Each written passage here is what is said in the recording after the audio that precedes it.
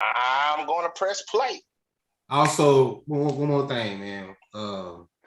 I don't know if y'all know, but my dog had passed away last week too. Yeah, No. I wasn't gonna bring it up. I was gonna let him do it. I wasn't gonna say Yeah, nothing about that. I'm so sorry, Charles. yeah. Yeah. I got her cremated. So Yeah, yeah. Forever Vegas, man. Forever Vegas. yeah, she's So, I had her for 16 years. She was 80 years old in dog years. Man, man, I'm gonna have to go and give me a. I guess I'm about to go and get Vegas tattooed on me. You know, that's Yeah, like family. yeah, she like Man, that for real. It kind this of you know one that'll be hit my third everybody. tattoo. this It one is hit Uh, everybody. 13. This one is 13 and she pushing it. Yeah. man, Say all of hi. y'all dogs, boy. But I understand we had a bolo cremated and we have a box. If you need a little like a nice commemorative thing for him or for her, Yeah. um, I can tell you where to go. We got ours from Amazon. It's a walnut honey oak case. It's got a little picture frame on it, and the ashes go on the inside of it, and it's closed down. Yeah. And then we He got like a did name. We got a the guy nameplate that did, says it. the guy did mine. He did it's like a little oak little box. Yeah, yeah, yeah, yeah, And yeah. then what he also did was put her paw prints in another Yeah, little container, and yeah, then I put a picture inside the. yes. So That's what I'm we gonna got. do that. Mm-hmm. We had he did the putty, and then there's the paw print, and Yeah, then next to it is a picture, and yeah, then it's in this like walnut casing, and then at the top it's got this nameplate that says, rest in peace, you know, gone but never forgotten, you know, yeah. It's gonna feel weird. She's not over here begging for food and everything. right? Man, I Well, know, bro. it's you know what it's like that people don't understand what joy animals bring to your lives. Right, right. They don't they don't understand. and I and understand. I that's broke up why with all that's my dogs. you broke up with all your dogs. This, I was just trying to lighten the mood, boy. Y'all just sentimental about to cry. Oh But my god. Charles, I was gonna ask you, was there a repass, and why wasn't I invited to the repass? Repass. I was in KC when it happened. Okay, okay. Yeah, so She said, was it a repass? Bree, I'm digging these locks. Let's do it. It's official. It's official. We're here for a particular reason. Time to put the kids to bed. And that reason is It's time for the full 180. Yeah, it's time, man. All the way back from the holidays. Hope you had a great Thanksgiving. I know I did. I had a great week. Had a great week. Waco don't owe me nothing. I had a great week at Thanksgiving, man. It was good. Got a chance to see the fam, kick it with the fam, work the Cowboy games. It was a lot of things going on. So I hope you had a good time as well. Doing your thing, getting to see the family. I always enjoy Thanksgiving because like it's more days to be out. So you have Thursday, then Friday and Saturday. So you got time to like actually just kick it, catch up, do whatever. Christmas is kind of like in and out because New Year's is on the way. But other than that, man, look, time for another edition of what you know you love and what we love to do is bringing to you another edition of the Full 180s when we talk real, raw content and context about those things you just don't want to talk about. Or they're on the table and maybe you want to talk about it, but don't know how to bring them up. Hey man, look, what we do is try to give you our perspective on certain things that we've came encounter with that's going on around the world, either in a professional environment, relationship environment, friendship, or maybe maybe it's a family thing that's going on. Maybe give you some helpful hints to try to smooth it over and grow from it and go past it to get better. I can never do it by myself. I got the family in the building, of course. My brother, Mr. DJ Legend. Charles Carey's in the building. Of course, our girl, she locked up for real. She'll be Dr. Bree Ann Miller 2022. Dr. B is in the building. And all the way from wherever she is today. Oh, my bad. She's not from nowhere today. She think Beyonce today. Ain't nothing but licensed, aka affirmed Mrs. Roy. And we have our own definition dictionary. She is in the building. She go by the name of her neighbor. We call her, what's up, Webster? What up, family? What's going on? How you feeling? Good, great. Glad to see y'all faces. Man, yeah. How was everybody Thanksgiving? Right. Man, my Thanksgiving was wonderful. I threw down. I put my foot, elbow, knees, and toes into the food. I made some loaded mashed potatoes that made my husband's family slap everybody in their mouths. I mean, it was so good. We had loaded mashed potatoes. We had Bernie Mac slap everybody. yeah, everybody like you take a bite, you like take another bite, slap her again. Put some baby powder on it. Okay, LeBron James, come on. But no, we had 2 turkeys. We had a fried turkey. We had a smoked turkey. Thank you, Mystic, for being on the grill smoking that turkey. Shout out, big brother Mystic. Then we also had 2 hams, and we had we had about 15 people at the house. Everybody came through and made homemade mashed potatoes. Shout out to my daughter. My youngest baby threw down on the homemade mac and cheese. Don't sleep on Caitlin. Caitlin made it. When I tell you this child made these mac and cheese, boy. These mac and cheese. Thank you. These mac. She said these. These. So Roy, it sounded like you had a. Sound like I had what? Beans, greens, potatoes, tomatoes, lamb, rams, hogs, dogs, chicken, turkeys, rabbits. You name it. Look. That's what you had for Thanksgiving, goddamn, girl. That's what you look. Nobody got an invite. I'm done. No. Because you know what? I'm gonna tell you something. Family knows. Family know. You don't need no invite. You just show up to 2608. You so right. You know you got a plate. You know you got a plate with me. Right. And even if I ain't cooked, I'll put some burritos in the microwave for you. Nah, you had them burritos. I don't want that. We gonna do that, man. Well, if you gonna do that, you gotta make sure you have all the tissue. You got tissue in the back. Man, we got tissue. We loaded up. Matter of fact, Brandon, I mean, Mystic, he be hoarding toilet paper. Truth be told, like I swear he's waiting for the next little, he gonna be on the corner selling the paper, the toilet paper in the middle of the freeze. Plug on the toilet paper. Yeah, he gonna open his jacket. I can't stand breathe. I got the plug on the toilet paper. Right. Meet me at the corner. 1 for 10, 2 for 15. There you go. Right. Gotta go get it. Fool, I got that 1 ply. I got that 2 ply. What you want? You want the double roll? I got you. Cottonelle, or are you great value? What you working before with? we go any further there, we always have these amazing sponsors that we don't get paid from as of yet. But we're working on that. So today's show is sponsored by none other than Balls. Come on, License Roy, explain what Balls is. Balls. When you need it, you gotta have them. Balls are basically an energy drink. The energy drink. It's spelled BAWLS. You can find it at your. You can find this drink at your neighborhood stores anywhere. It comes in guarana, cherry. I'm having the green balls tonight. The red balls tonight. But if you like them blue, they're available as well. There is a green flavor and a blue flavor. I need somebody to bring me some balls. Balls is a natural energy drink. I recommend if you ain't got it, Lord. if you need the energy and the power, gamers invented this for staying up late and being able to game. But when you need it, yeah, you said game. Yeah, man. Game what? All I got to do. That's all I know. All I know is this. I can't stay in you, bro. All I know is this. If you ain't got balls, you ain't gonna make it. All righty then. So thank you, Christina, for your disclaimer. The BAWLS means energy drink. Boy, look, we talked about that before the show. I said, oh yeah, you gotta do it. This is the funniest thing I've heard in my life. Oh my God.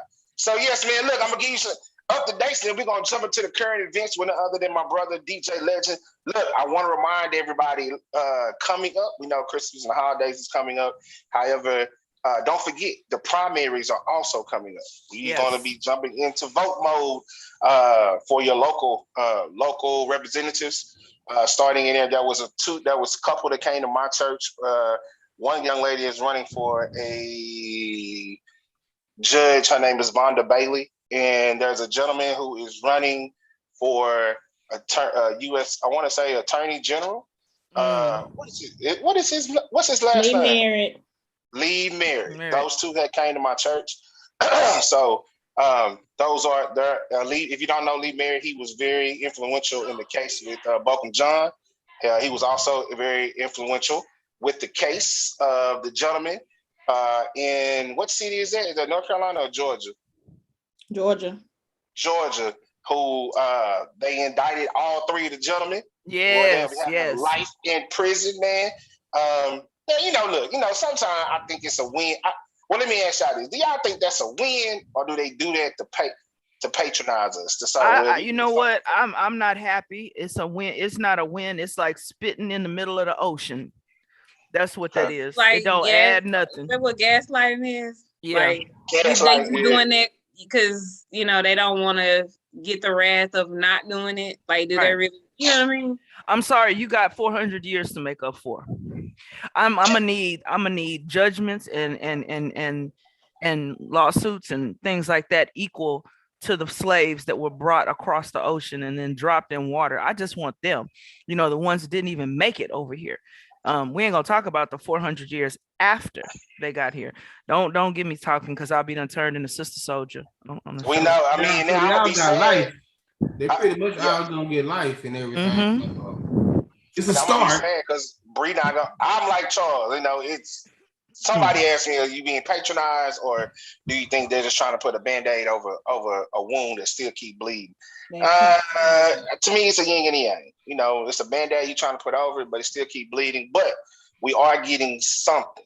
We're making strides, and I believe as I'm hearing all these African Americans that are going out for office, and like Lee Merritt and Miss Vonda Bailey and other people, they're going out. Then to me, we're making strides. Or as Webster would say, we have overcome. But we still got some time to go. Long way to go. Bring it back because you ain't gonna have your afro this year. Huh? You ain't gonna have the afro this year. That's all right, because the lock's still in. That's still the lock's still in. Okay, roots. I got it. Well, look here, man. Motivation. Awesome. Motivational quote of today. You can take with you all week long, man. Stop being the go-to person for people you can't go to, which is a great segue into our topic. But before we get into the topic, man, we always got to go above and beyond. That's right. Beyond the art, with other Mr. DJ Liz, he keeping you up with all the things in sports and the current events. 3-piece. Let's go, see. All right. First, I'm going to talk. Did y'all hear about the shooting today in Michigan? No. Yes. At the school? Yeah, at the school. The 15-year-old boy. What happened? He went in and I think like 3 students died. 8 were injured today.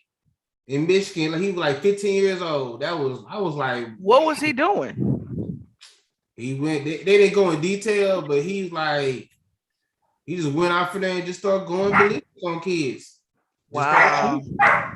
Webster, you at a school? Do you like every now and then have that thought process, or is there a fear?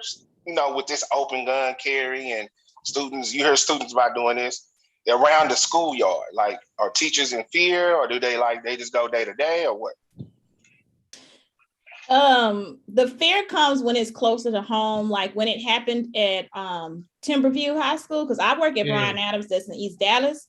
So that's not far from us. It's different when you hear it happened in Michigan, or it was the Columbine shooting or something like that. But when it's like 30 minutes down the road, you like, okay, so it's a fear.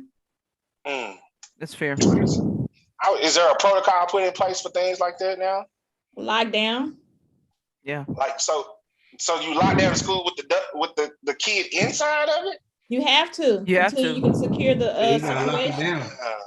Well, they locked the classrooms and the former teacher. Shout out to BA. I see you, Dallas ISD strong. My daughter's at WT White, so I feel that. But when my last year teaching, I'll never forget those lockdowns because we would like actually have kids from other classrooms, and if they were in the hallway, we were just supposed to pull them in, put them in the classroom, and lock them up. So Damn. Go ahead, see what's next, baby. All right, so we got some good little news. So y'all know Rihanna, right? You know she likes the she's like the national hero of Barbados. So I think they gave her like a plaque or something today. She when I went to matter of fact, I did a cruise to Barbados, and they worship Rihanna because she done gave back so much. But yeah, they gave her she's like a national ambassador and everything for Barbados now. You know she already she's like $1.7 billion worth person. Yes, sir. Yes, sir. She's worth making that money. Now I want to get to these sports right quick. Now yes, know I'm mad. You know I'm mad about Thursday, right? I'm putting myself on mute. Cowboy, all these penalties on one person. One person got 4 penalties by himself. I'm gonna need him to be fired. There should have been a pink slip waiting in his locker. I'm like, dude, and they still had a chance to win, but I'm like, I was just my soul hurt. Now my coach, the head coach, got COVID. 8 other people got COVID. I think CD will be back Thursday. Amari Cooper. Amari be back Thursday. I think they lost the offensive tackle this week.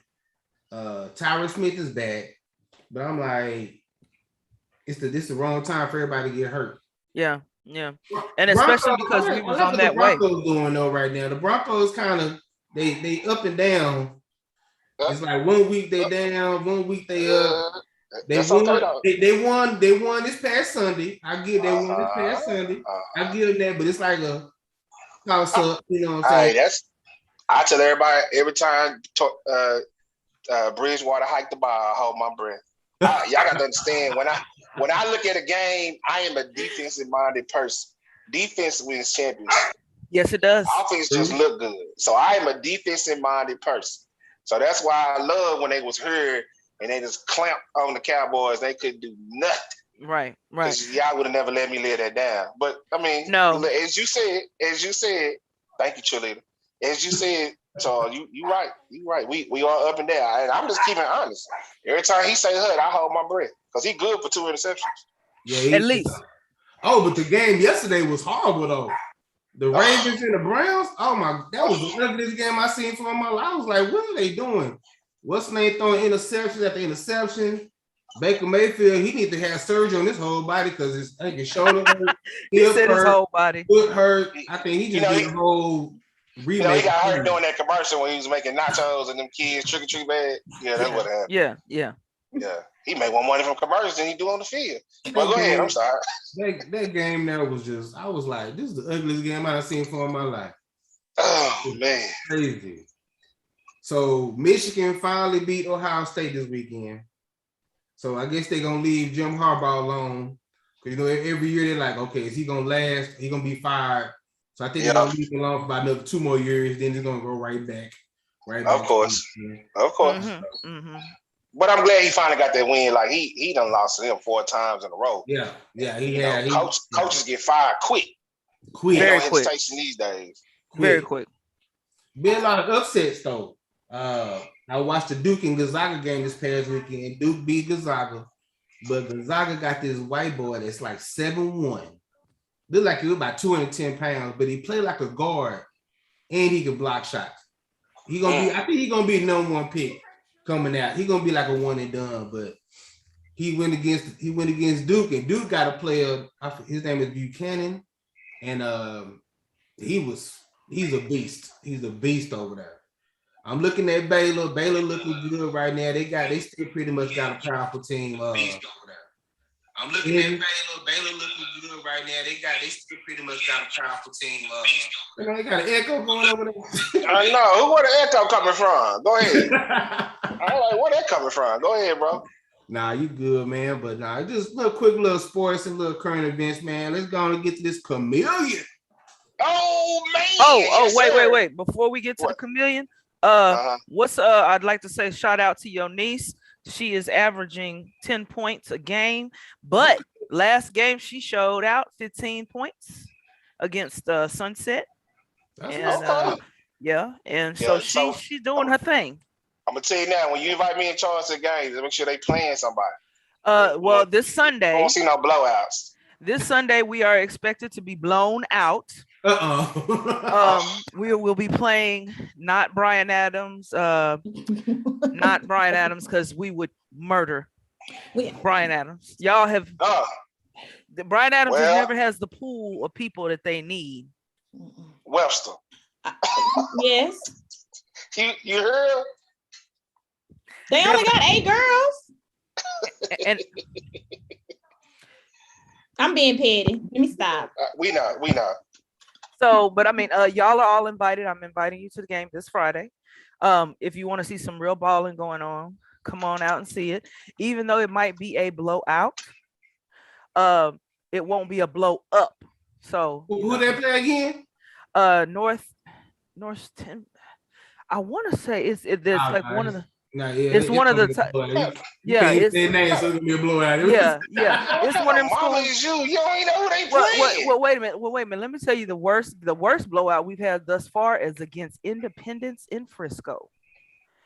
Them girls out there ain't got nothing to do but toss cows and play basketball. Hold on. I'm gonna tell you something about Frisco ISD. Frisco ISD, they got so many schools. Their players are all like you'll maybe have one player on each team that's a good player. It's so spread out there. I refereed out there, and it's like you got one player that might be good, then you got 2 on this team might be good, then you got a whole team. It's just like you shouldn't be playing. Right. Well, see, Independence. Here's the thing about Independence: all the girls could play, all of them, every last one of them. They pulled off the 3rd string player with one leg, and she's shooting threes. And the coach done at halftime making a halftime shot across the half point line.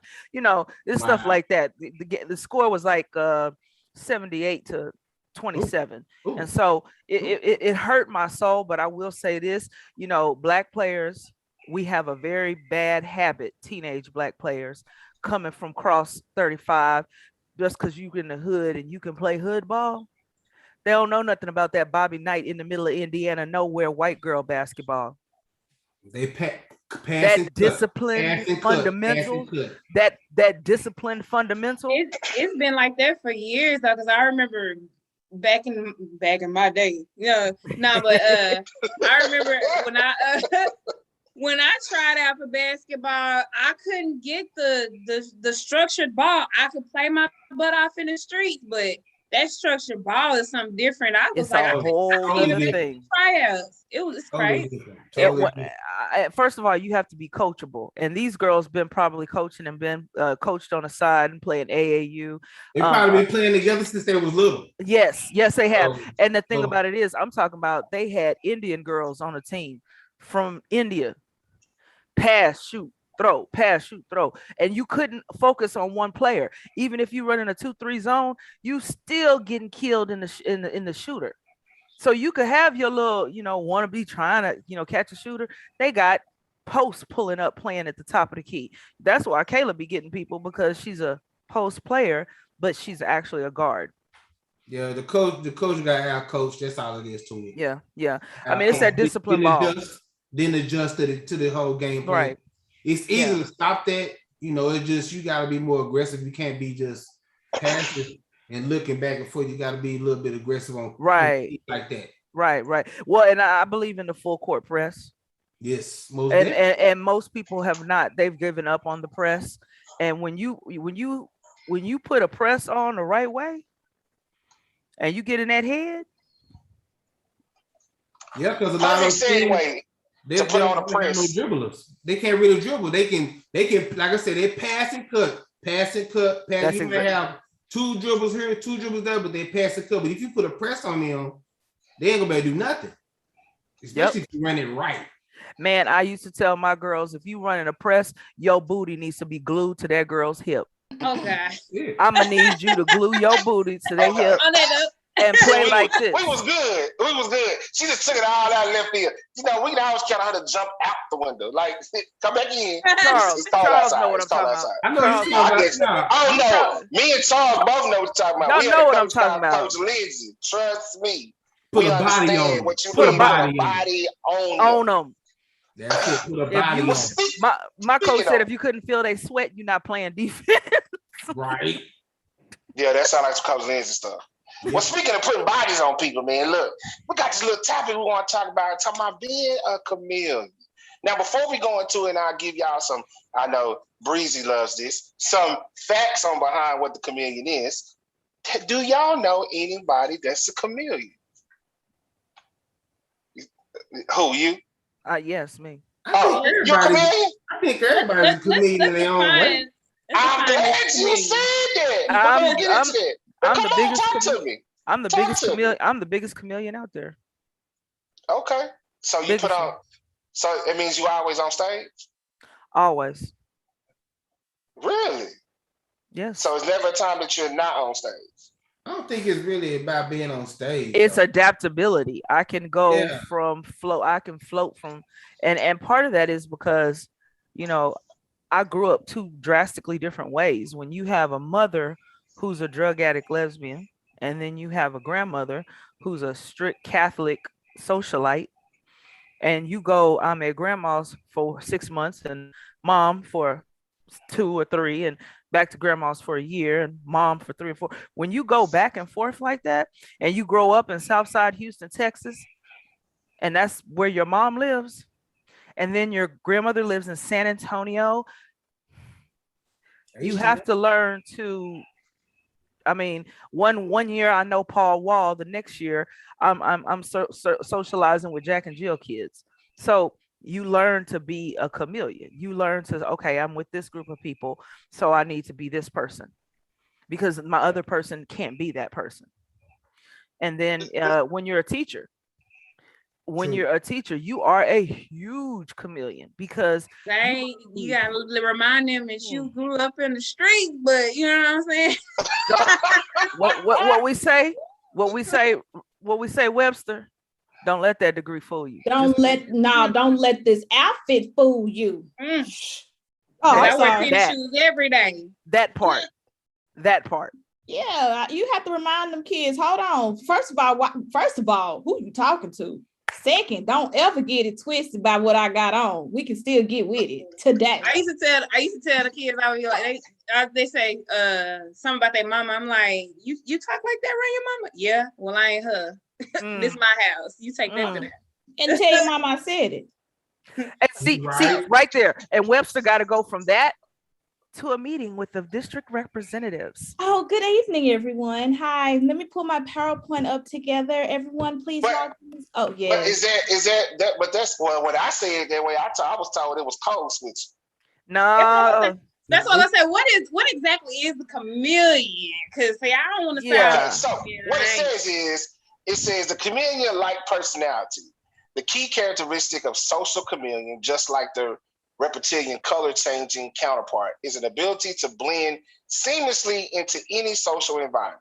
They can be the life and soul of the party and be quiet and reserved. They pay close attention to social cues and will mimic the behavior of others, such as it says here, a lady can say she can be out with her friends partying and endorse the whole party and kicking it and hanging out. But in the same breath, around your other friends, you telling everybody, oh, that ain't cool. I don't do all that in the drink. I'm paraphrasing what it says. So to me, is that really being, so to me, a chameleon is somebody you never get the real person. When do you ever get the real person? Yes, I was gonna say I'm pretty consistent because I'm quiet all the time. No, I'm not. But like I went out when we were at the thing Sunday. I don't know if you saw, but they danced a lot. I danced a little. I can have fun. I can kick it. I can drink and all that stuff. But it's just certain things like I don't knock anybody for doing what they do. But it's just certain things that I don't do just because it's just not my personality. Like I'm not really a loud, crazy person in most situations. Can I get there? Yeah. Is it fun? Yes. Am I judging? Nobody know, but I feel like people know that I'm pretty mellow when it comes to a lot of things, situations. But you have many people who portray one thing and then do another. Yeah.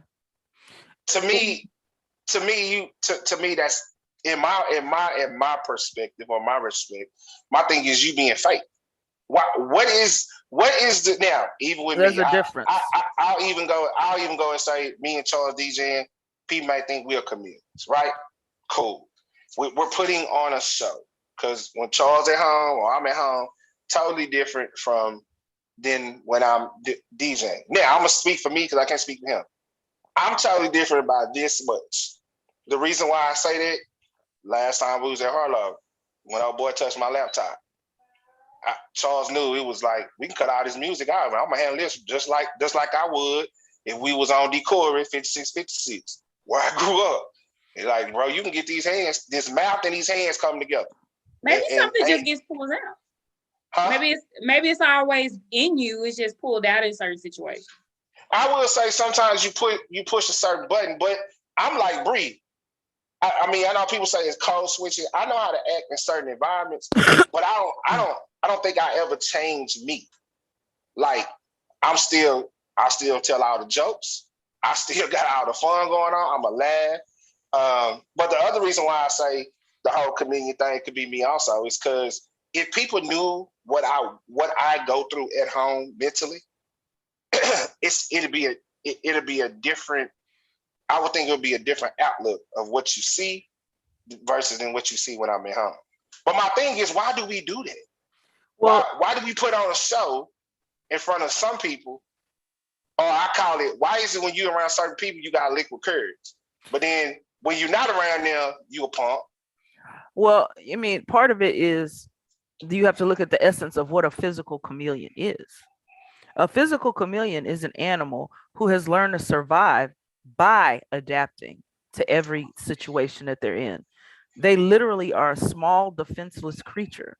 And so you have some people who feel that they are small and defenseless. So because I feel that I'm small and I'm defenseless, I'm going to blend because blending is safer. Instead of standing out. Exactly. And you stand out in your own way, but chameleons are able to survive. And I deal with a lot of social anxiety, and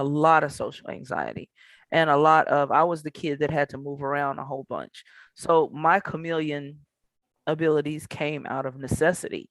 I could not have survived moving. I attended 13 different schools in my my schooling.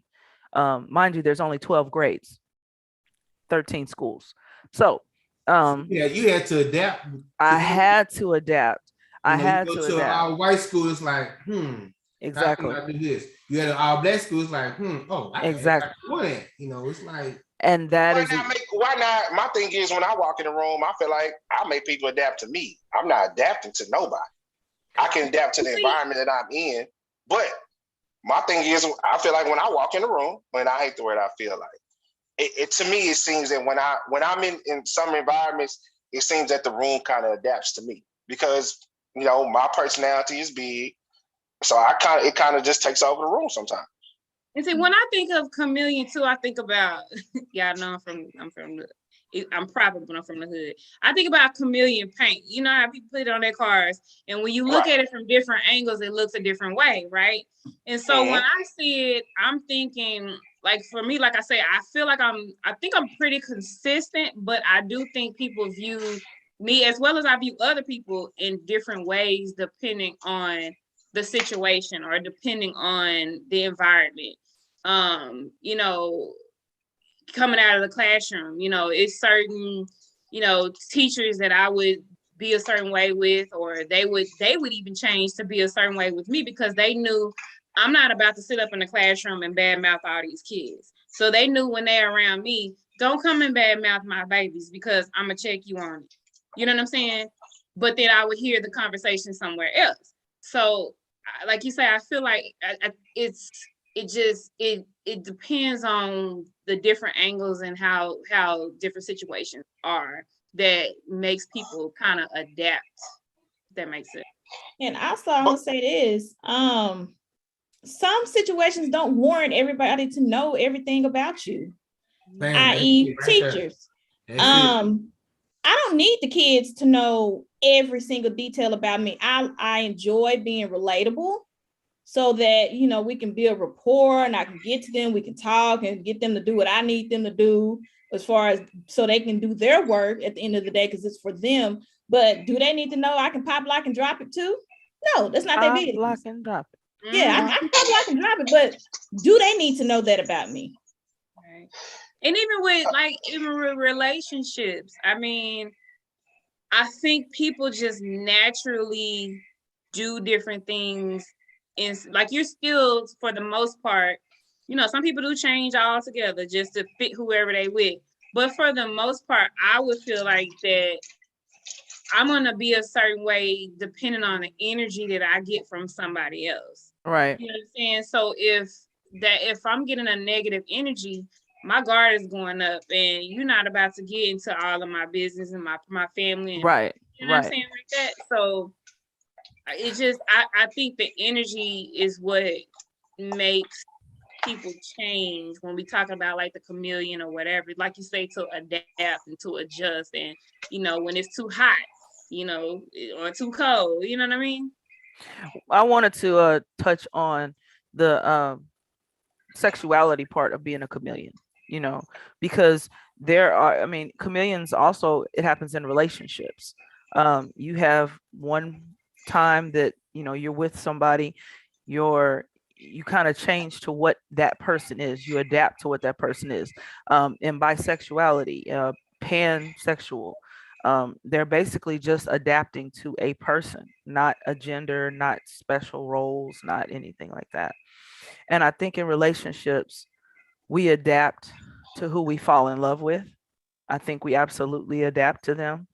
Um, I think that actually helps us relate to that person. We kind of have to blend in so that we will fit safely in their world. And sometimes being a chameleon in a relationship is looked at as, well, you're being fake and you're not being honest, or you're lying to me. Well, maybe the chameleon level of someone who does that, who does change to meet the needs of their partner, maybe it's the only way that they can relate to in a love situation to that person, by giving them what it is they want, but whatever that means. If it means that I got to be yo prude special wife on a pedestal, then that's what I'm going to be. If it means that I have to be your fantasy or your whatever, then that's what I'm going to be. If it means I have to be, you know, the good wife and you know, mother and this, then that's what I have to be. And a lot of people do that in relationships because that's how they survive. But my whole thing is, why are you trying to survive a relationship? So my thing is, if you're in a relationship, I need you to be you. I need to see who you really are. That's big to me. Because see, my whole thing is, don't start acting a certain way, and then as we go further, then you flip the switch. Now I'm looking like, well, who the hell is this person? Or when you start doing that, oh, okay, I'm confused. I didn't know you didn't like that. You can't flip this in my. And then with that being said, you saying, I was writing down what you said. You said safely fit into their world. When you're in a relationship, it's death to self. It's no longer your world. It's our world. And my thing is, quit trying to create the narrative in your head to what you think I like. If you want to know, I'll tell you. Now, if it's something that you can adapt to, cool. If you never adapt to it, then I had to, case in point, I had to make a choice because I knew somebody was always going to leave water in the sink. Now, I love this woman. So my thing is, it aggravated the hell out of me to get up in the morning and there's water in the sink from washing dishes. That is the most nastiest thing in the world to me. However, I had to realize that's just something that's not going to change about them. So either I'm going to either have to deal with it or not. Is it that big of a deal breaker? And I think some people's deal breakers are ridiculous. Or some even the argument. Webster told me about a friend of hers and her husband got into it because he was at the doctor's office, and when he hung up, he didn't say bye. I was like, are you serious? I mean, full blown had me like, I guess I was the therapist for 2 hours. I'm not even done with school yet.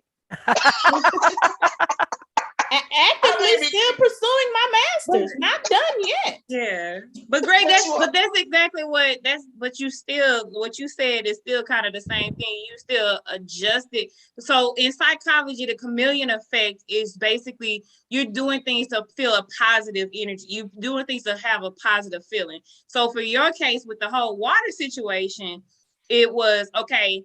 Am I going to be negative about this and yell about it and fuss about it and fight about it? Or am I just going to deal with it to keep a positive energy between us? So it's still the same thing. You still adjusting to keep the peace to survive the relationship. I agree. Yeah. As long as you're not creating, because I think sometimes we create this person to survive some of the most worst relationships we ever been to, but we never kill that person. You got to survive your current relationship. You're not surviving trying to heal from another relationship. And but see, my thing is when you're trying to create a partnership, I could have an attitude every time I seen that water. Or when I got asked a question that somebody knew you don't like tomatoes on your burger, when do you get mad? Be like, damn, why you always get tomatoes? But the old Greg would have created an argument. You know why I would create an argument? It had nothing to do with them damn tomatoes. I was scratching where I wasn't itching. What I was really mad about was something else. But I used these tomatoes to get upset with you to prove a point that wasn't even necessary. Now, the new Greg, I'm going to say, hey, baby, they put tomatoes on this burger, and I'm going to take them off, and I'm going to eat this food. You know why? At your forehead and laugh about it. That's cool. Look, because, in my mind, I look at the bigger picture. You stopped and got us something to eat. You didn't have to do that. You didn't. And just because they made a mistake or you may forgot, it's not a big deal to me. I think that's a good outlook right there, Greg. Like saying some things just aren't just worth the argument. It's just not. It's just not. And then there is some adaptability when you are in relationships, i.e., you saying about the water or everything has to be put back once you use it. Yep. Webster, do things go in a certain place? Webster. Yes, they do. Does everybody have a place? Everything has a place. And a place for everything. A place for everything. Chameleons, though, I mean, I don't look at it as a negative thing. I mean, if I take it as a compliment if you calling me a chameleon, because that means I have been able to survive my circumstances for millions of years. And it's allowed me to be around. It's an adaptation to the world, because no partner that you're going to be with is going to be the same. I mean, you might in your lifetime as a woman go from being with a man to being with a woman to being back with a dude, being dating nothing but dudes. I mean, you could go between that whole gambit. And when you're going through that, you kind of have to adapt to whatever situation it presents itself. My first husband was like this, and this. Well, my second husband is not like that. So I had to adapt to the situation. Of course, you have to adjust. Yeah, you have to adjust. I wouldn't want to be predictable in situations. Mm-hmm. Like, I wouldn't want people to know exactly what I was thinking and how I'm going to react. You know what I mean? Like, when when I say I'm consistent, is that it's in the I don't even know how to explain it. Like, people know that I'm only gonna go so far, but they don't really know what I'm gonna do, or what I'm gonna say, or what I'm gonna think. Does that make sense? Because they know I'm not gonna get. I don't like a lot of attention, but I ain't no punk at the same time. You ain't no killer, but don't push you. Well, so let me ask y'all this: being a chameleon, yeah, she is a killer. Trust me. No, I'm not. So let me ask you this: really, shoot them up, bang bang. Yeah, okay. But let me ask you this: so would a chameleon be appeasing or compromising? Compromise. Well, appeasing, because a chameleon has its true nature. You just trying to fit in and adapt to your situation. Sometimes people do things that they don't mean to do. There's things that they get done wrong things that get misconstrued. And so chameleons just learn to adapt so that those misunderstandings don't affect them on a deeper level. Okay, so since we have Webster, and I know that she normally would do, go to the dictionary. So what it says is, it says pacify or P-L-A-C-A-T. Placate. Thank you. Someone, I'm gonna write that word down about 100 times, so I won't ever forget how to pronounce it. Someone by acceding to their demands. Relieve or satisfy a demand or a feeling. So appeasing is a demand, right? All right. So compromise, it says, an agreement or a settlement of a dispute that is reached by each side making concessions. Settle and dispute by mutual concessions. Each side, that's the key words. Each side. Right. With appeasement, you have one person making an active decision to say, you know what? I got to do this or they going to act a fool. So let me go ahead and do this so they don't act a fool. But you're secretly growing more and more resentful and becoming a volcano waiting to erupt. Tick, tick, tick, tick, tick. Boom. Right. It's better to compromise so we can reach a resolution. Right. Oh. We need a resolution. Both be happy. We need a resolution. Or not, even if we're both happy, we just have an understanding. Okay, so that means the thing I keyed on was is demand. It was like, so how do you demand a chameleon who acts a certain way to see? My thing is, you act a certain way to appease me, but did I demand that, or did your actions demand it? So or that's did your why fear I act in the way of appeasing. Or did your fear? Or did your fear demand it? Let's go. Let's go with it. Or did your fear command you to do that? If I'm afraid to lose you, if I've known that there's things that I've done in my past that ain't pretty, if I know that I have made mistakes, if I know I've been out there, and I'm trying to change who I am to be a better version of myself, maybe my appeasement comes from because what I know about myself isn't enough. I knew I wasn't enough going into this, so now I'm going to adapt so that I can be better. And see, to me, that causes problems because, first of all, why are you going?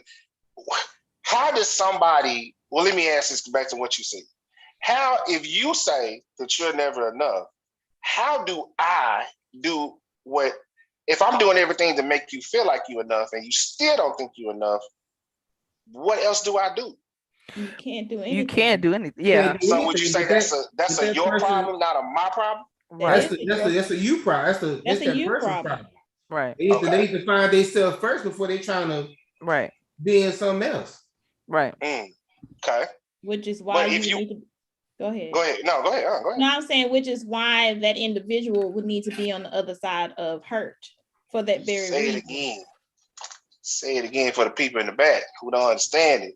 That individual needs to be on the other side of hurt where they can do some self-reflection and then say, okay, going forward, this is the things I'm no longer going to adapt to because of how it made me feel or whether the outcome or traumas I've suffered from it or whatever. Because I don't think adaptability should have a negative connotation behind it. It can have a negative and a positive connotation because you can adapt to something and realize that that was something that you needed for yourself to be better, according to you. Right. Okay. So how does fear play into part of this community thing? Since you brought it up, I want to talk about this. Well, fear, a chameleon naturally does this, but they do it to avoid predators. They do it to avoid people. You know, the chameleon is small. It might be weaker in its natural state. It's exposed. In its natural look, it's exposed. So if I show you the real me, I'm exposed. I'm vulnerable. But if I'm a chameleon, then I can change to match my background so that the background makes me less visible and I just blend and I'm no longer susceptible. I'm no longer vulnerable. I can I can survive. And you can't see all this extra, all these weaknesses that I have in myself. But you can also look at it as that somebody has to work a little extra hard to get to you. Yeah. No. Yeah, that too. That's a very interesting approach. Because now you can't see me. You don't know all of me. So you really gonna have to hunt to find the real me. And then I mean, on the positive side of that is that, you know, you can't, I'm not just easy access. Like, you're really gonna have to chase after me. You're gonna have to, you know, work for it. I'm not chasing you. I'll pursue you. I ain't chasing you. Same thing. That's two sides of the same coin. No, Yeah, it ain't. so No, it ain't. I mean, no, it ain't. But the point I'm making is that I mean, even if you let's like even talk about it in relationship wise. Let's talk about jobs. You got two people who really want you to work for them, and they're gonna have somebody's gonna have to offer you an extra amount of money or something. They're gonna have to keep doing something to get you to finally say yes. Yeah. You know what I'm saying? So I mean, it chase, make it more enticing, pursue, whatever, you know, verb you want to use with that. It's kind of the same concept. You know, it's just not easy. I don't want to be easy. I don't want somebody to be like, oh, you know, I can call and I can do whatever I want to do. No. But how is not just being you easy? Because being yourself is complicated. Most people are very complicated. So if I just have a blueprint and I can follow my blueprint, then that's easier. It's easier than being my authentic self. People are in therapy for years trying to find who their authentic self is. So if I have a fake blueprint, then I can put that mask on and that's easy. Why do you think women wear wigs? It's much easier to slap on a lace front than it is to do that hair. But and then it come back down to the love language. If everybody had the same love language, you know, it would be boring. It will be boring. You would want, when you want to try to figure out somebody's love language, when you want somebody that's different from somebody else you've ever been with. Right. I want you to be, well, I guess my thing is I want you to be you. Even if we're going up for the same job, I'm not trying to go in there and be something that I'm not. I'm going to give it all me. Because I am an example. I believe in me. I believe, hey, I can do this job, and this is why. And this is, I mean, I'm not trying to compete against this brother. And then the other thing, when you said, Bree, what you said, I would take out what you said and say, people need to learn how to communicate effectively. Tell me who you are. And when you tell me, just tell me and let me make my choice to either deal with you or not. But you have to tell me the truth. Don't tell me the truth 8 or 9 years later. Like, so I'm gonna say this, and I don't know. And if I'm out of line, Charles, I apologize. So my whole thing is that when Charles went through his situation, if any time that she felt like she didn't want to be there, or if there was a problem, until it got to that extreme, like you said, tick, tick, tick, boom. Why didn't you come and talk to me about it? Why couldn't we have a conversation instead of you out here doing X, Y, Z, da da da da da, woo, woo. Then when it got to the tick, tick, boom, Charles looking like, well, what the hell? What are you talking about? What's this? What's that? I said it when I went to the actual women's seminar with Shan. It was crazy to hear all them women came in dressed to the nines. But when they started talking, you could just hear all the brokenness. And my whole thing is that now y'all finna go home and said all this. But it's a dude that you with, dating with, in relationship with. He knows nothing about this. And to me, that is so, you put him in such a unfair position because he does not know. So I don't know what to do. So if you say something out the wine, and my response is something totally different, and then you just click, I don't even know why you click. Yeah. Well, see, that's, and I'm going to stop, right, because I was going to say this earlier. You are absolutely right about the communication part. The other side of that is for a lot of people say that, but they don't know how to receive it. They already have in their mind what they're expecting the person to say. They already have in their mind what they want to hear. And in there, nothing else matters. So it's two sides to that. If if somebody's saying, not you personally, but if somebody's saying, I want you to communicate with me, or, I want to talk, I need you to talk to me, You got to be able to sit down and receive that and actually listen and not be so quick to speak. Actually try it, because it's not going to sound the way you think it's going to sound. You know what I mean? And have that clarification. This is what I'm understanding. Yeah. And this is what I'm hearing. This is how I'm interpreting it. Is this what you mean? And if that's not what they mean, then let's try it again. But a lot of people don't do that. Right. I'm one of them. I'm not gonna lie. I'm one of the people, and with me being in this, with studying and stuff, for psychology and for counseling, I'm learning myself how to be a deeper listener and how to be more active listening. Yep. Yes. But yeah. So let me ask you this: what do y'all? Who do you think would be the biggest chameleon? Out of us? No, not of us. Well, I mean, you can talk about us if you want to, but I'm just talking about in the world. Who is the biggest? The president. No, I'm sorry. The woman married to the president. Depending on that situation, because Michelle Obama didn't have to do all that. I'm about to say, have y'all read both of their books? Yes. Interesting. I just finished Obama's book, and I'm like, yeah. He really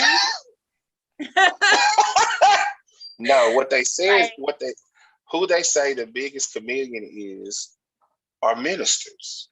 Oh, absolutely. Absolutely.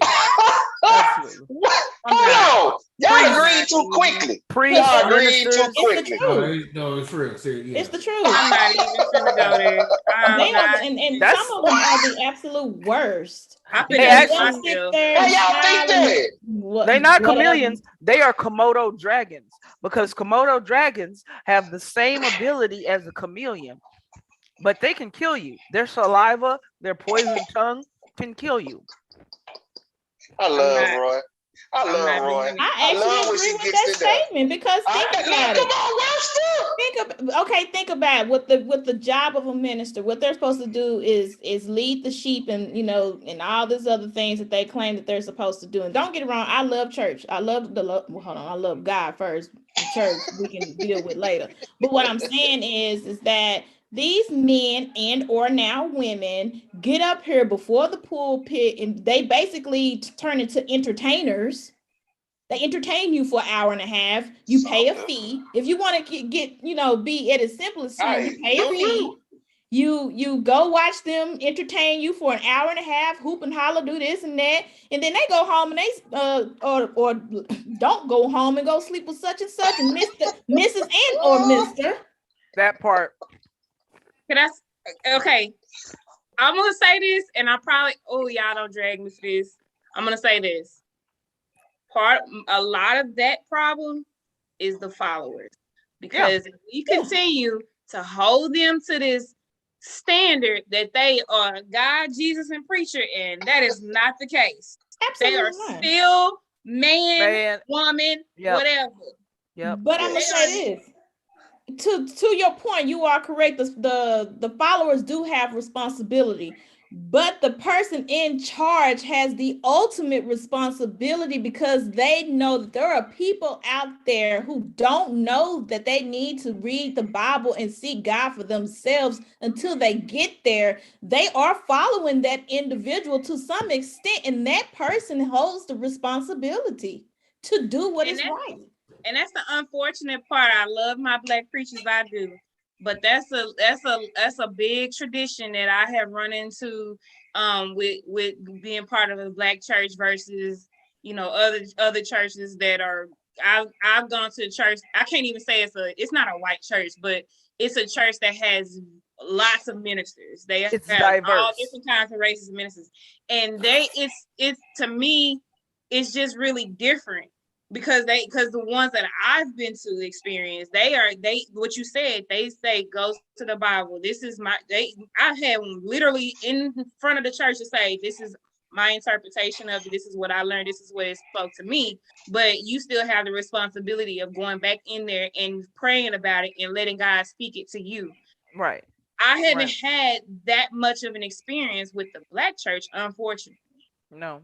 True and true. And they don't say that go back and read your Bible for your own interpretation. They say follow me. Yes. Listen to me. Follow. Do what I say. They do say, no, you right. They do say that. They do say Will that. you turn? Now, I'm be honest. I have had some preachers that say, read your Bible, stuff like that. But then the other ones do say, follow me, follow my word, follow what I say. And you got people that's going to follow what they say. But I'm like, no. Do you know if David that's true? Koresh was, have y'all look, I'm from Waco, Texas. I was a child when the David Koresh stuff happened. But if you go watch that documentary, that man was, don't misinterpret what I'm getting ready to say. That man was amazing because he had those people thinking that he was Jesus. He did the ultimate trick and almost got away with it. Because those people was so. He was a chameleon for real. Yeah. And I mean, think about go all the way back to slavery times. They used to use the Bible to enslave people and say that slaves supposed to be do this and be this way, or they wasn't going to heaven and stuff because they couldn't, say most slaves couldn't read the Bible for themselves. And I mean, it's Lord, you just open up a whole nother show on this one. Yeah, that's just like the Willie Lynch letter. That could be concerned. Now, my whole take on it is, do ministers play a part in it? Yeah, I think we put ministers on a pedestal when we shouldn't. However, my problem is, it's not necessarily the ministers. My problem is the congregation. The congregation itself, right? The congregation itself, like that whole thing, people talking about, my discernment. How is it you can discern everything about me, but nothing about you? I'll wait. Because you can tell, I don't listen to, no. Won't ever forget, young lady engaged to told me, I love you, but I love God more, and God told me to leave you. And what I asked her was, is this the same God that told you after the first date that I was everything you prayed for? She said, yes. I'll wait. I just want to know which guy you talking about, you or your mama. I mean, which one? I mean, who are you calling God? Who are you leaning to your, huh? She's a chameleon. And when I tell you, that's what I said when I thought about chameleon. That was the biggest thing. I was like, now that is a chameleon. Even when people use that phrase, to die on self be true. You gonna be, so in these streets you lying, but at the house you telling the truth. Which one is it? Will you turn with me? Look, the theologians, verse 12, and follow me as I read. Like Slim Thick said, she said, you only have excuses and results. You can't have both. Yep. So all that discernment, God told me what. Even when she told me God told her, I ain't questioning God talking to you, but I'm stupid. So I'm gonna tell you what I said. Yeah. Because when she said, I was like, so did he say my name? Like, did he say my whole name? How did he say government name? My government name. Yeah. Or how did he show you something that ain't true? He said DJ Tricky is the one for you. Oh, okay. Yeah, and then my thing with that is, remember, God, like Jesus and the devil hear your prayers and your thoughts. Yeah. So which one you talking to? It just, like, when I read it, I was like, I can see that. But the bottom line of what I'm getting into, we got to hold ourselves accountable. You have to be yourself. I can't be around fake people. I'll start itching. And Bree know what I mean by being around fake people. Bree called me. I was so, she done called me. I was at work and got into me about something, and we had a whole conversation. So me and Charles, those are people I can respect. And then people, and I'm gonna ask this about it. I'm gonna go to this question after this. Those are people I can respect, who not gonna pat me on my back, but when I'm out here wrong, you can tell me I'm wrong. It ain't that I can't listen to you, and I might even give you some pushback. I don't see it that way, and I'm giving it to Bree. But at the end of the day, I've texted her back and said, you know what, you had a point. You had me thinking. You raised my antennas. I appreciate that. To me, those are your real friends. The ones that's gonna tell you, nah, girl, you wrong. Point blank, period. I ain't trying to hear all that. You wrong, point blank. I mean, we ain't got to go no details. Even when Webster was talking to her friend, she was like, you got mad over there? Because he didn't say bye? Confused. Yeah. Like, bye. How many people in this world is getting beat up in relationships, and we are having a whole conversation about bi? And then my next thought was, what you really mad about? Because that's not what you really mad about. But go ahead. It's not. Usually if somebody is all up in arms over something that's about 2 centimeters long, it's because they can't see the forest for the trees. And it ain't even most of the time. It ain't even about you. Yeah, thank you. Maybe they said bye and the phone cut off before they could hang it up. Oh no, he admitted to saying he didn't say bye, but it's not that serious. But player. it wasn't. If I'm gonna see you at the house, I don't need to say bye. And you knew the conversation was over, so it was like an unwritten understanding. Or maybe he should have said, "Baby, I could never say goodbye to you." I could do you one better. He was busy at the moment. No, what he should have did was call back and be like, "Hey, I forgot to say bye. Okay, bye." That's what he should have. No. He should have said that. Y'all so petty. Y'all so petty. He should have went with the player mode. He should have said, "Baby, I never say bye to you. I hate to say bye, but I love to watch you leave." That's that bullshit. I'm not going to appease you. I'm not even gonna compromise. But see, I'm one that, like, Charles, do we ever say bye to each other? All right. Yeah, it's something. All right. And see, I was taught a long time ago, well, when I think of saying bye, I think of me losing my father. I won't see him again. So I try not to, I don't use that word. Or I don't say it often, whatever. But once again, like I said, it goes back to communication. I can adapt, I can pivot. It's gonna take a minute because I'm not used to that. And that's the other thing I would say, not along with communication, we got to know how to have patience. But that's my thing. I can't have patience with the fake you. I need to have patience with the real you. Because as you go along this journey, understand it's a progression, not a perfection. So you trying to be something that you think I want you to be. And I'm not going to say, I don't even go as far as say sometimes it's our fault. Maybe we are putting that standard on them. I don't live in expectations. But maybe the way that we're talking, they're gathering that expectation or that standard. Yeah. So they feel as though they have to be that way. But once again, that goes back to a conversation.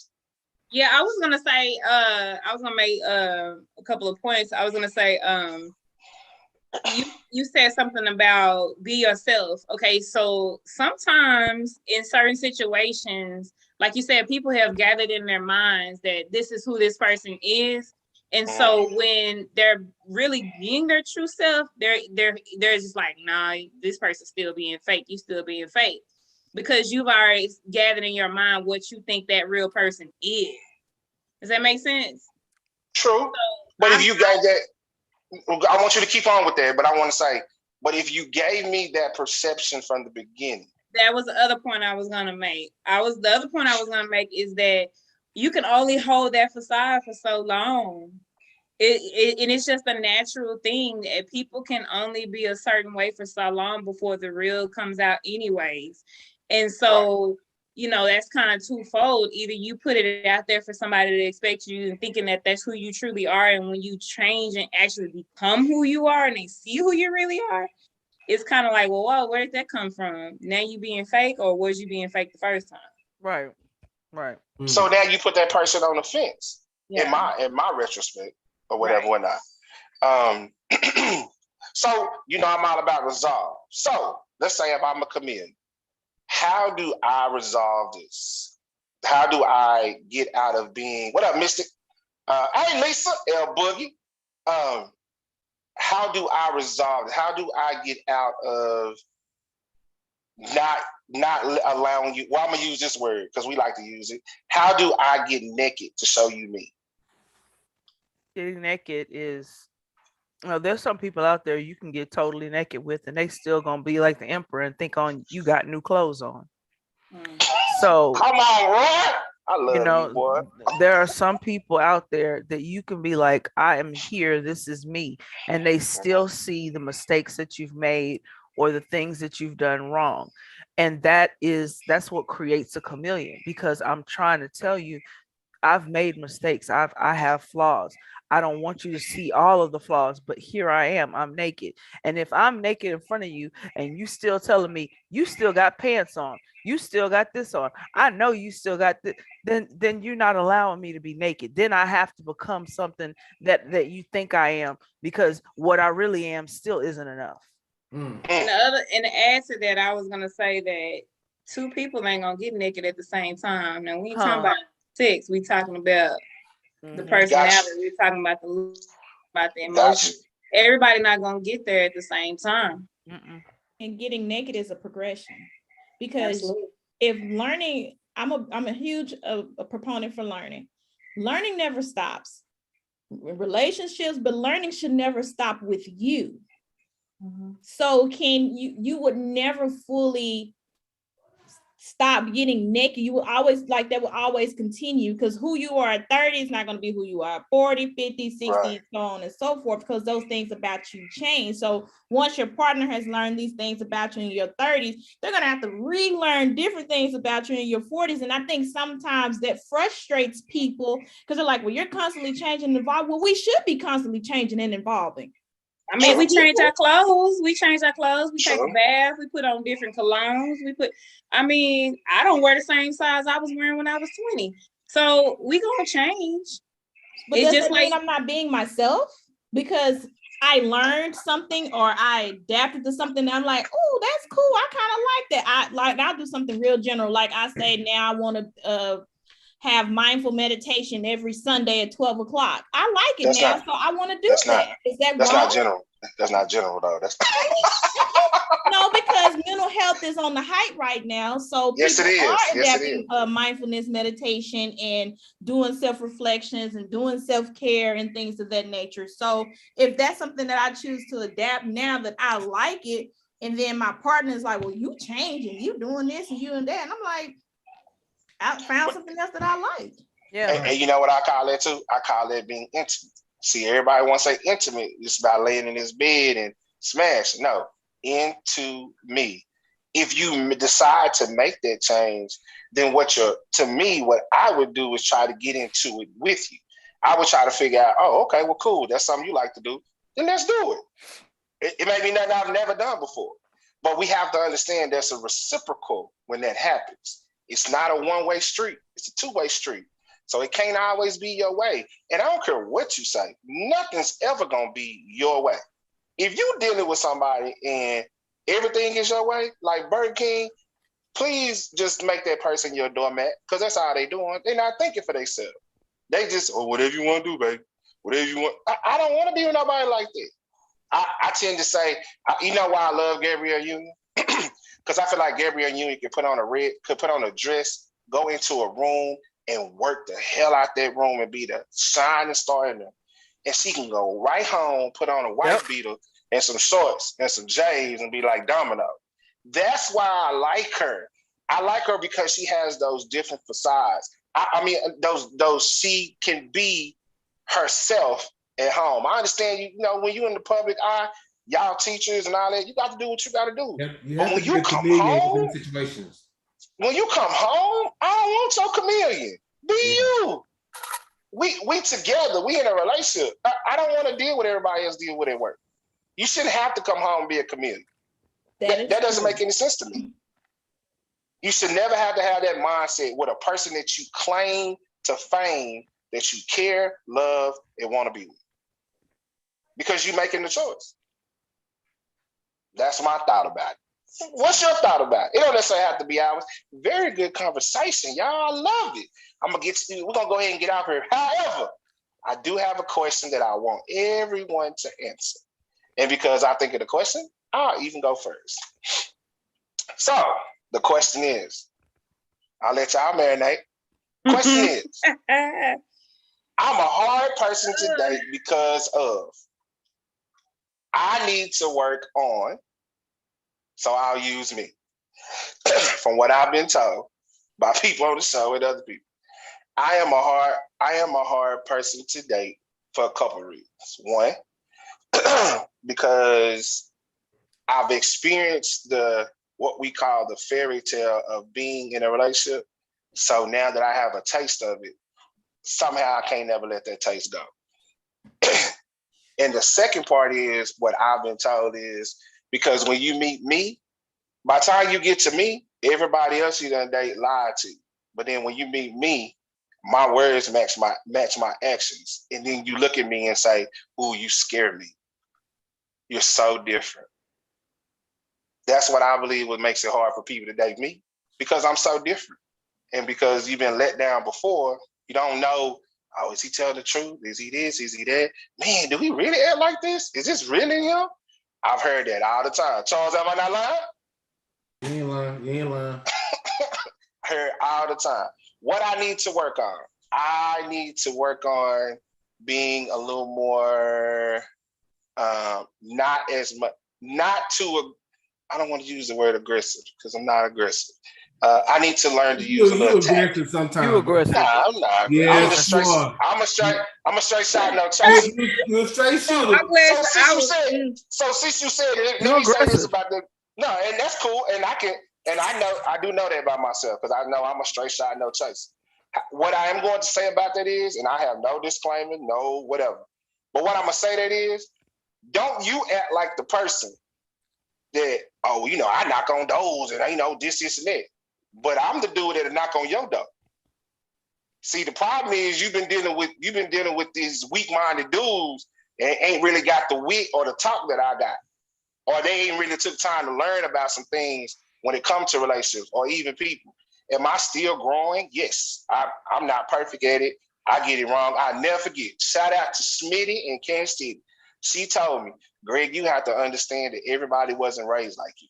Yep. And when she said that, slapped me all in my face. Yep. So that's why I said I have to use a little more tact when I'm talking to people.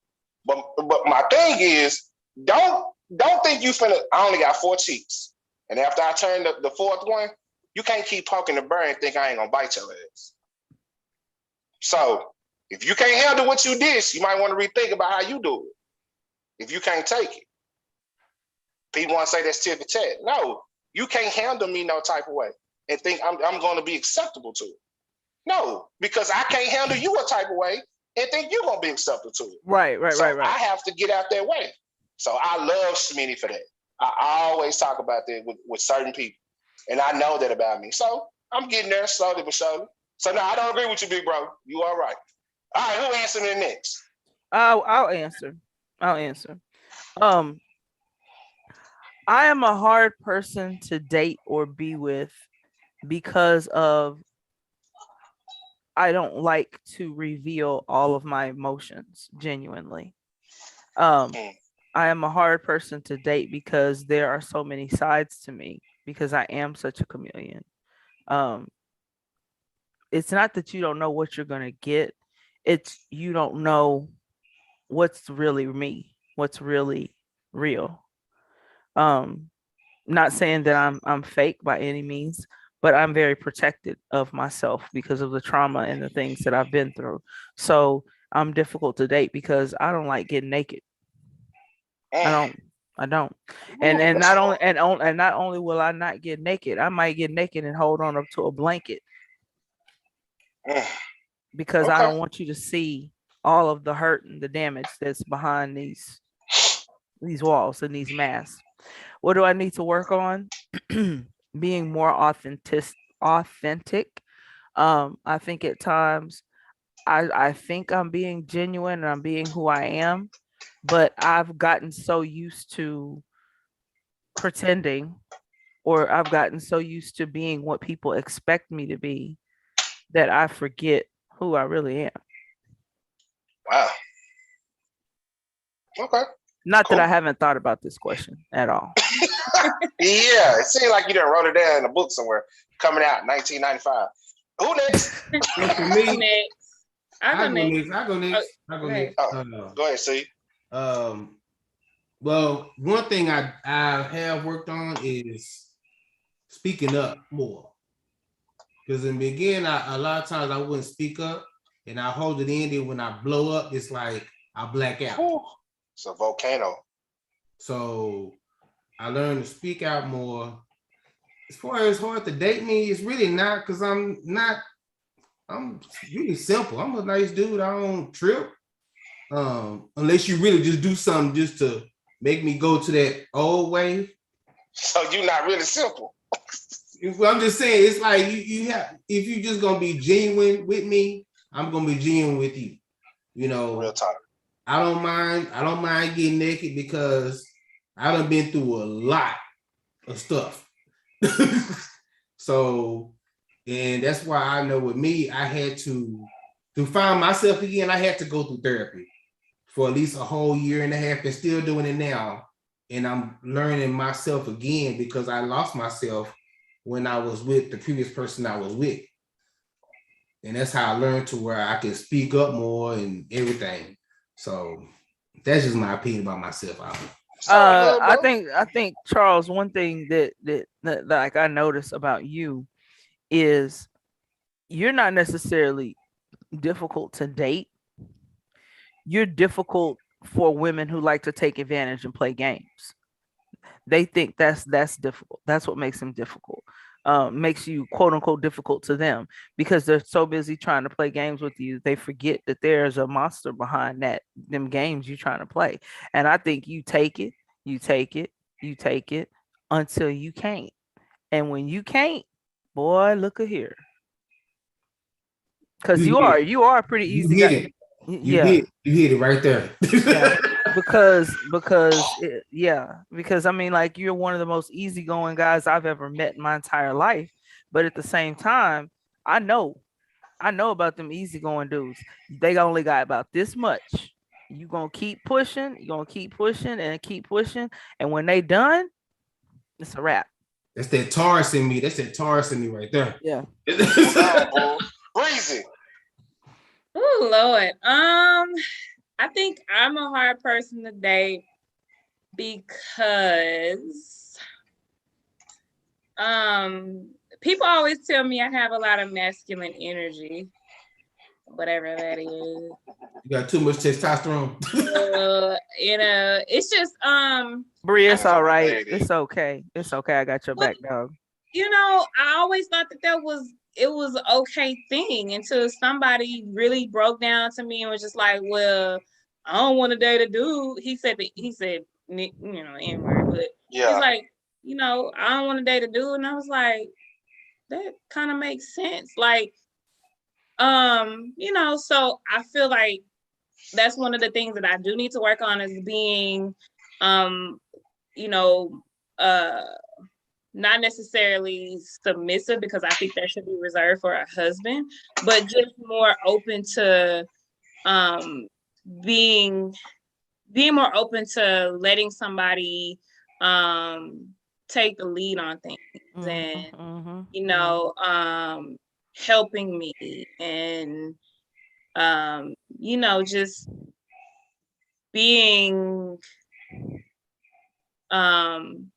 just more open.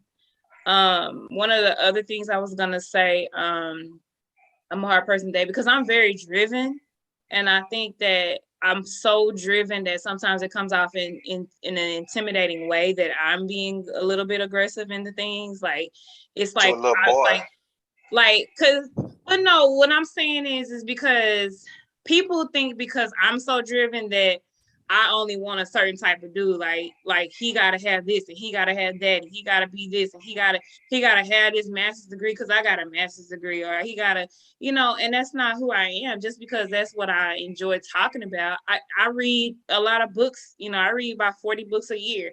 Just because I read 40 books don't mean that if a man don't read 40 books that I don't want to date him. Right. However, I do expect us to be able to have some type of an intellectual conversation. Right. Yes. And so I think that brings me to what I need to work on is to being more forward about that type of stuff and not work on so much of he got potential. Right. I think that has gotten me into a lot of trouble. It's like, oh, well, he has the potential to be a good guy, but then I'm mad because he's taking too long. Bree is very protective. I've said this to Bree, whoever hurts you, and kept you in your protection mode, or that person that you have made up in order to protect you, to keep you from going through certain things. And I say that because she mentioned to me, well, I don't want to get divorced a third time. Well, that's not something you can control. But what you can control is allow him and I use this term, and some people don't understand it. Just let him show you that he deserves you. Let me show you by earning you all the good that you have in you. Let him show you that what you can give to him and bring to his life, not a table, bring to his life, he's deserving of.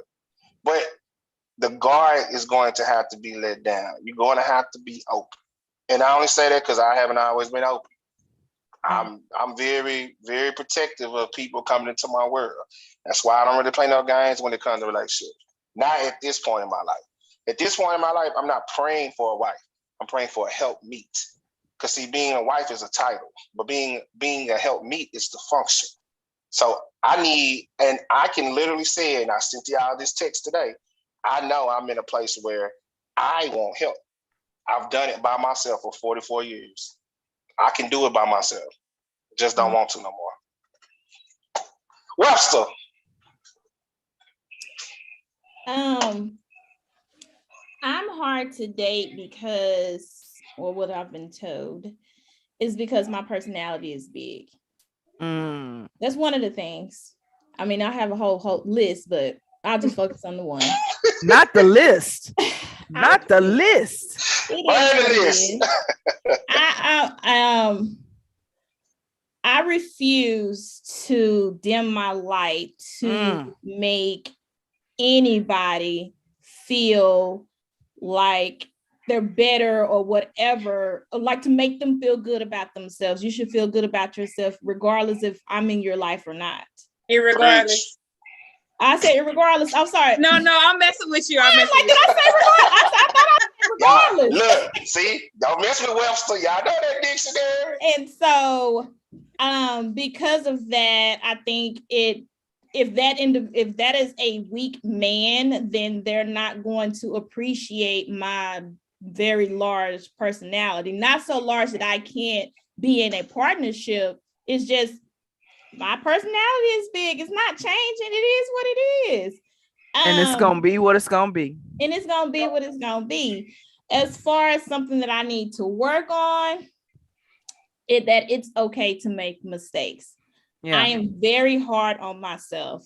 I will, if I make a bad grade on something, I am going to pitch a fit and probably be in full-blown tears. What's a bad grade? Like girl. Yes. Hell yeah. What you say? Like an 82. Is that a bad grade? I mean, it's not. Well, at my institution, that's not an A. An 83. I mean, an 82 is a B. So I mean, I have a goal in mind that I want to make. As far as GPA is concerned. So when that doesn't happen, it just tears my little soul up. I know. It tells her soul. I understand that. Trust me. I went back and forth on emails when I got an 89 points. For and I'm like, y'all couldn't have gave me 89.5 to push it up to the 90. Right. So example, and then I'm gonna leave it alone. I wrote a paper. My professor said to write a reaction. So those who are in the LPC and on their way, she asked the class to write a reaction paper about your therapeutic process that you would utilize. So we kept asking, hey, is this a research paper? This is a self-reflection paper? Like, is there a rubric? Like, what do you want us to do? It's just cool. Just write what you want to write. And then when she gave me my feedback for my paper, I was a little pissed off because I'm like, well, we asked you all these questions, ma'am. She said that I didn't utilize enough resources. Well, if I needed to utilize resources, you should have told me that it was a research paper and not a self-reflection paper, which are two different things. Oh, I'm sorry. Did I just completely? I had this conversation in my. She went totally on left. Look, bro, look. The teachers be getting me, boy. This teacher can have it. This Oh teacher, my God. Communication and clarity. That hurt me. Because I feel like I'm a good writer, and then you tell me I didn't do it correctly based on your lack of clarification. ooh, your lack of clarification. We Your can lack apply of that to relationship. Did everybody feel all the syllables of lack come I out of felt my mouth? that. I felt it. I felt all the syllables come out. Woo, okay. Well, Lord Jesus. Okay, I'm girl. sorry. No, don't be sorry. Don't be sorry. So that's You why good. I'm saying don't be need to shamed. understand. It's okay if I make a mistake, and the world is not going to crumble because I made a mistake. But I feel like because I've been by myself for so long, I have been the only person that I've had to rely on. I'm an only kid. There are no brothers. There are no sisters. When my parents go, all that falls on me. Right. So I feel like I don't have the luxury to make Yes. mistakes. Yes. I ain't got time to be playing games over here. I got some real stuff going on in my world. But with that being said, I still have to extend my own self grace and understand that I am going to make mistakes, but it puts me in this state of fear, like OMG, because it's just me. It's okay. Breathe. Hey, I thought that was good. Look, man, I want everybody who's watching, everybody that's watching, I want you to get this. I want you to take that question with you. You ain't got to answer it today. You got to answer it tomorrow. But that was a good last year for everybody. Yeah, I do want you to be able to answer that question to yourself. Because see, as it's stated, and Webster was said it first, it's not real until you say it out loud. So if you want to stop being a chameleon, say it out loud. Communicate, as Bree said. And the person that you're communicating to, if you don't understand, ask them to break it down to you like a kindergarten. We have to, my whole thing is that we make mistakes by going into jobs, professions, or whatever the case may be, and we're not our real authentic self. You don't have to change you per se, but you can adapt. You can, and I like to use the word adjust and pivot. Adjust and pivot. That's all you're doing is adjusting and pivot. And we do it, as Webster said, you do it every day. You grow every day. Great conversation, people.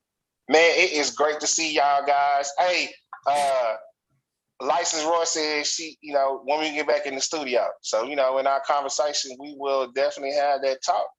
And I can see if it's still available for us to do that, if that's something we all agree on. But it's definitely good to see y'all. Set up over here, I'm telling you. It is definitely good to see y'all. I'm glad everybody's in good health. Charles, I'm glad you overcame. Of course, all the love go to our family member Vegas, man. Hey, maybe gone but never forgotten. Yes. Webster, thank you always for joining in. We love your political and the teacher view. Yeah, she went in on that last one. Hey, bro, I call her Claire Huxtable. Don't she sound like Claire on the Cosby Show? When she be giving Cliff the business. Man, Elvin, that's it. Giving Elvin the business. Yeah. Well, look, man. Catch us next Tuesday. Go ahead. Next Tuesday, we getting back on the couch. Okay, thank you. Who getting on the couch? I'm getting on the couch.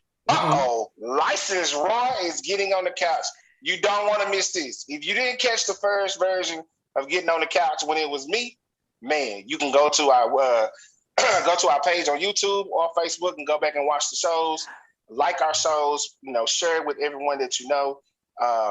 We are at the beginning of next year, around February, we're going to do a show during Black History Month.